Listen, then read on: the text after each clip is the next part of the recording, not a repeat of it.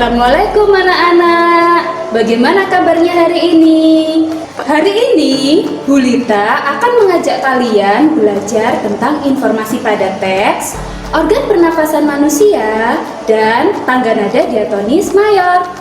Mari kita simak video pembelajaran selanjutnya. Dalam sebuah teks terdapat banyak informasi. Informasi tersebut dapat dikelompokkan dengan bantuan kata tanya. Berikut beberapa kata tanya. Di mana? Digunakan untuk menanyakan tempat atau latar. Kapan? Digunakan untuk menanyakan waktu kejadian suatu peristiwa. Siapa? Digunakan untuk menanyakan orang atau tokoh utama. Mengapa? Digunakan untuk menanyakan alasan suatu masalah dalam teks. Bagaimana? Digunakan untuk menanyakan cara membuat, proses, urutan, pendapat, atau sikap. Berapa? Digunakan untuk menanyakan jumlah atau banyak benda. Apa? Digunakan untuk menanyakan nama-nama benda, sebab, akibat, judul, atau tema. Contohnya, apa saja organ pernafasan pada manusia? Nah, sekarang kita akan belajar organ pernafasan pada manusia. Inilah gambar organ pernafasan manusia. Bagian ini disebut hidung. Fungsinya untuk penyaring debu atau kotoran yang berasal dari udara. Bagian ini disebut faring. Faring merupakan persimpangan antara saluran hidung dan mulut. Bagian ini disebut laring, yaitu saluran yang membawa udara menuju ke trakea. Laring mengandung pita suara. Bagian ini disebut trakea. Fungsinya untuk menyaring kembali udara yang menuju ke paru-paru. Bagian ini disebut bronkus. Bronkus merupakan percabangan dari trakea, terdiri atas bronkus kiri dan bronkus kanan. Kedua bagian ini dinamakan paru-paru. Terdiri dari paru-paru kanan dan paru-paru kiri. Dalam paru-paru terdapat bronkiolus dan alveolus. Bagian ini dinamakan bronkiolus. Fungsinya untuk menyalurkan udara dari bronkus ke alveolus. Bagian ini dinamakan alveolus. Fungsinya sebagai pertukaran oksigen dari udara dan karbon dioksida dari darah. Bagian terakhir ini namanya diafragma. Fungsinya untuk memudahkan udara masuk ke dalam paru-paru. Sekarang kita belajar proses pernafasan manusia. Manusia bernafas menghirup oksigen dan mengeluarkan karbon dioksida. Saat menghirup oksigen, udara masuk melalui rongga hidung, kemudian melewati trakea, lalu melewati bronkus, terakhir turun ke paru-paru. Pada paru-paru terjadi pertukaran oksigen. Saat ini diafragma mengembang. Setelah pertukaran oksigen selesai, karbon dioksida akan naik melewati bronkus, kemudian melewati trakea, dan terakhir dihembuskan melalui rongga hidung. Saat itu udara keluar dari tubuh. Pernahkah kamu memperhatikan tarikan nafasmu?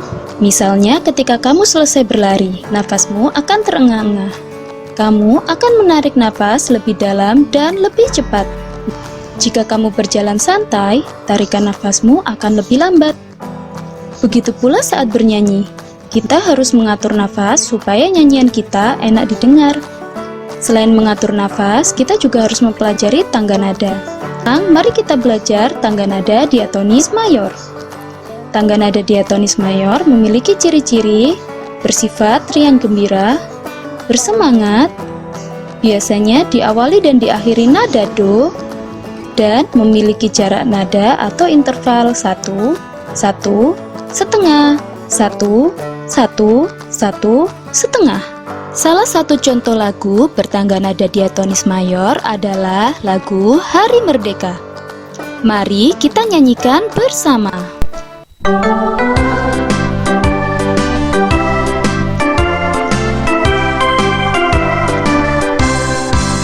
17 Agustus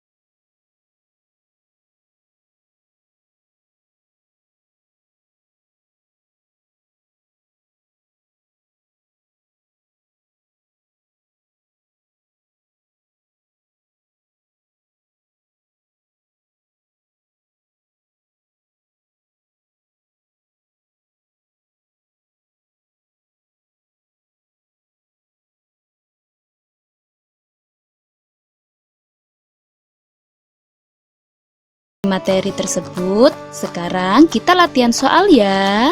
Latihan soal 1. Buatlah bagan atau peta pikiran tentang organ pernafasan manusia. 2. Sebutkan 3 judul lagu wajib yang memiliki tangga nada mayor. 3. Buatlah pertanyaan dari kalimat berikut. A. Paru-paru terletak di dalam rongga dada. B. Saat bernafas, manusia menghirup oksigen dan mengeluarkan karbon dioksida. Demikian pembelajaran kita hari ini. Semoga bermanfaat. Kalian tetap semangat belajar di rumah ya. Wassalamualaikum warahmatullahi wabarakatuh.